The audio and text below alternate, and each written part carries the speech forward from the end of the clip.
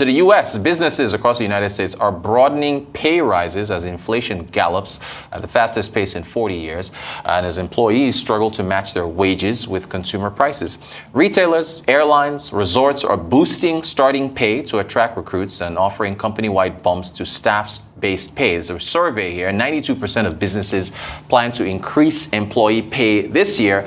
Was up from 85% in 2021, according to compensation analysis firm PayScale. Joining us to discuss further from the UK is Opeoluwa Dapo Thomas, an international financial analyst. Opeoluwa, good morning to you. Thank you so much for joining us. Let's start with that survey. What do you make of those results with these companies wanting to increase salaries?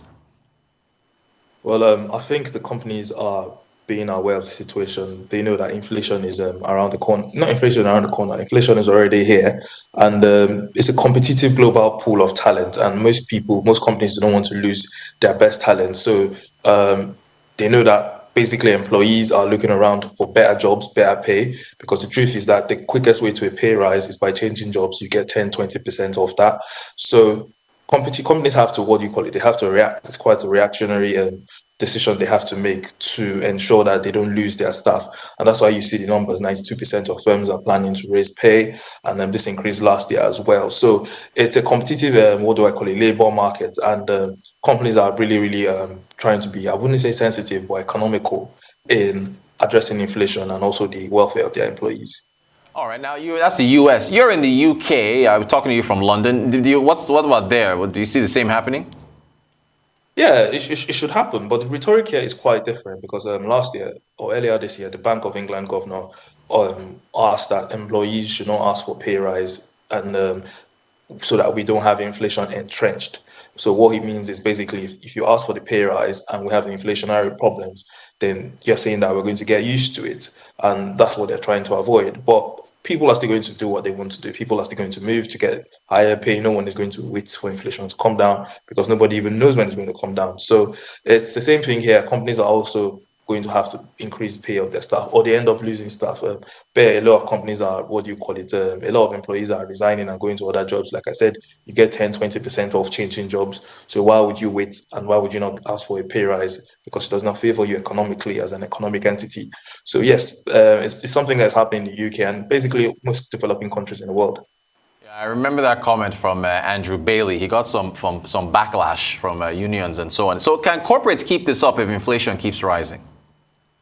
Well, at the end of the day, the people who suffer are the consumers, because basically for corporates to keep this up, that means they have to increase their costs, so that obviously they can have enough profits at the end of the day. So it's more, they can't keep it up, but they have to increase their cost. And obviously you see a lot of things rising, and that's why you have food prices rising and most items rising. They will tell you it's because of the global inflation. So it moves in from the cost of the products to the employee salary, but there has to be a systematic way to do this, a systematic process, because the truth is that if you do it in a certain level where everyone has high salaries and stuff like that, you're basically going to more likely overwhelm the labor market, and you can't really see the intrinsic value of what somebody is offering because you have basically imputed inflation as one of your prerequisites for employment. So those are the things we have to look at. So if corporates have to actually just look at it from a systemic way and a very sustainable way, and yeah, it's sustainable, we can do it.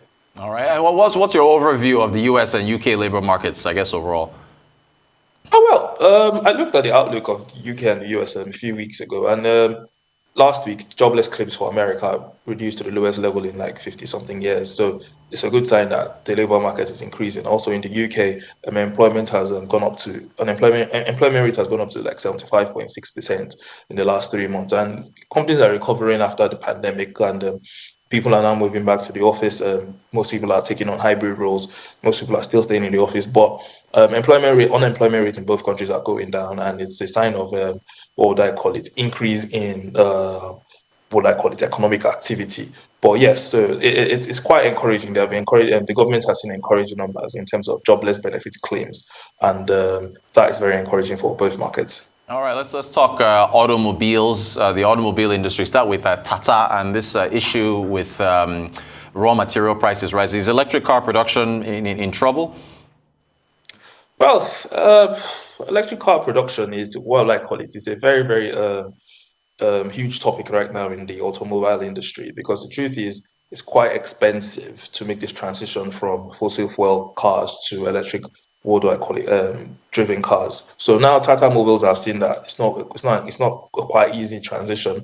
After they've seen that a key component in the making of the cars, lithium, is quite expensive, and this is generally as a result of the general rise in commodity costs around the world, supply chain issues. You see companies like Nvidia that produce chips and microchips saying that things are going to get expensive, and now people are looking in. A lot of companies are looking inwards to, what would I call it, get locally made components for their cars. So this raw material basically that they're talking about is going to affect the prices in the battery cell components. So it's short term. Do you get it? Short term, commodities will still come down, but it's something that they have to factor in, because this transition, like I said, is quite expensive, as the raw materials to make them are not really in large production. Yeah, and at the start of the program with our Rise analyst, Bode Oshoshimo, we're talking about the U.S. Approving, I think it was Senate, 52 billion or so for chip makers there. So they're looking inwards. How do you see the planned transition for environmentally friendly vehicles in developed markets? It's expensive, very, very expensive. To power a Tesla, to power a Rivian, or to power a Tata, these are very, very expensive model of cars, and it's not really right now. The environment is not really favorable, because right now people are dealing with inflation. You see your locally, what will I call it, your fossil fuel cars. It's quite expensive to get gasoline. You see gasoline prices in the US, gasoline prices in the UK. They've gone up, and all these things are still dependent on oil prices. So if you're talking about how expensive it is, and people are saying that if you move on to an electric vehicle, it's going to be cheaper. But the cost of electric vehicles are not as cheap as it is, as it was before. And also, the government needs to make more, or like call it a systematic an approach to ensure that the transition is very, very cheap and efficient. Because the truth is that it looks like it's only the elite or a higher band of the middle class that can afford these cars. People still want to go for remotely cheaper cars, and that's where the majority of the fossil fuel cars are. So I think it's something that they need to review, but it's going to come soon. In 20 years' time, we might be having a different conversation in terms of this transition. All right, I was going to ask you about if it's expensive for developed markets. My next question was developing markets, but we'll skip that. I only got about a minute to go. Tesla, we talked stock splits with you. I think it was Amazon last time or so. What do you make of what Tesla is looking at? Like I said, during the Amazon time, stock splits they don't change anything fundamentally. It's just more or less like market sentiment, and that's why you see Tesla yesterday, the prices went up to about $1,000 and something. So the truth is that stock split makes investors very what would I call it? It makes the shares appealing. So investors are looking at it and they have more appetite for it, and says, okay, this stock is cheap, let me go for it. So it's very, very what would I call it, short term or evanescent, if I could put it that way. You look at it and say, okay, the prices have gone high, but generally it doesn't mean anything for the stock fundamentals on its own. It's just, like I said, reactionary. So I've only got less than a minute to go. You think we'll see more of these though down the line?